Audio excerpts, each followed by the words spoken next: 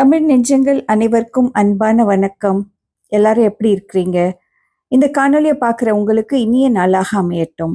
இன்னைக்கு நம்ம வலையொலியில bachelor special இது 1 pot ரைஸ் செய்ய போறோம். இது ரொம்ப சுலபமா செய்யக்கூடிய இந்த சமையலை பார்க்கலாம் வாங்க. 1 cup basmati rice brown rice எடுத்திருக்கேன். அதை முதல்ல இதில் சேர்த்துருவோம்.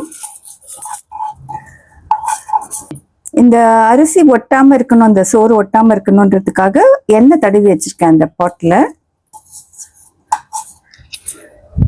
இந்த 1 pot ரைஸ் செய்யறதுக்கு நமக்கு அடுப்பு தேவையில்லை. நான் அந்த காய்கறிகளை நான் அப்படியே சேர்க்கிறேன். இப்போ நான் வந்து பட்டாணி எடுத்திருக்கேன், பட்டாணியை அப்படியே சேர்க்கிறேன்.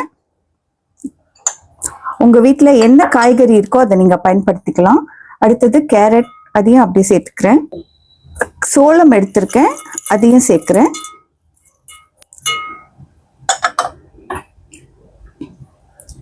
முட்டைக்கோஸ், இது கலர் முட்டைக்கோஸ், அதையும் சேர்க்கிறேன். கீரை, நீங்க எந்த வகையான கீரை இருந்தாலும் எடுத்துக்கலாம். இன்னைக்கு நான் சீன வகை கீரை ஒன்று எடுத்திருக்கேன், அதையும் சேர்த்துக்கிறேன்.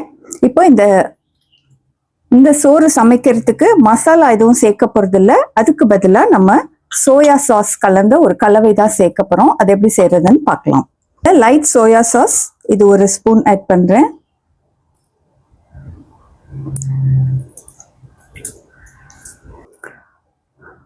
டார்க் சோயா சாஸ், இது 1 ஸ்பூன் ஆட் பண்றேன்.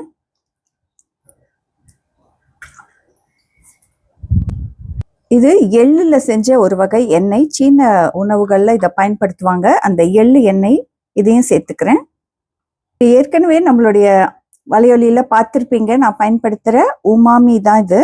இது காளான்ல செய்யப்பட்ட ஒரு வகை ஒரு பவுடர் இது. இதையும் கலந்துக்கலாம். இப்போ உரப்புக்கு நான் மிளகு தான் சேர்க்க போறேன். இந்த மிளகை நம்ம பொடி பண்ணி சேர்த்துப்போம்.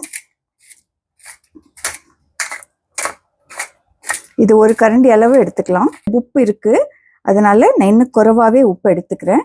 ஒரு 1/4 ஸ்பூன் உப்பு எடுத்துக்கிறேன். இதெல்லாம் நல்லா கலந்து விட்டுக்கோங்க.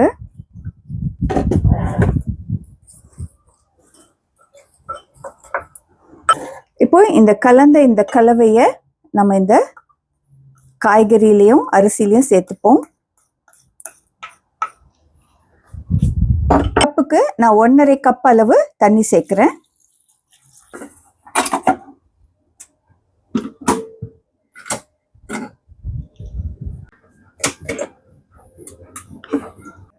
ஸ்ப்ரிங் ஆனியன் போடுறேன், வெங்காயத்தான் சேர்க்கிறேன். இதை நல்லா கலந்து விடலாம். அருமையான அந்த சோயா சாஸோட சேர்ந்து இந்த காய்கறிகளும் நல்லா கலந்துருக்கு.